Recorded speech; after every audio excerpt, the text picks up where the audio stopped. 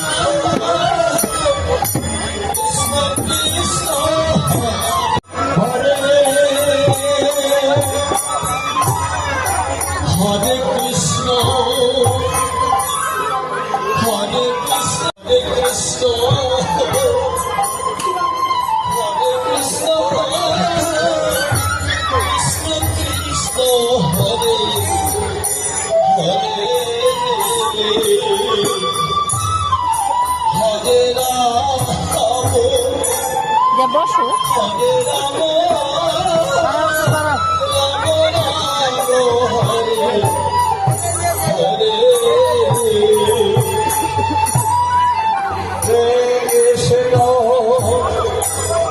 মধু না হরে কৃষ্ণ কৃষ্ণ কৃষ্ণ হরে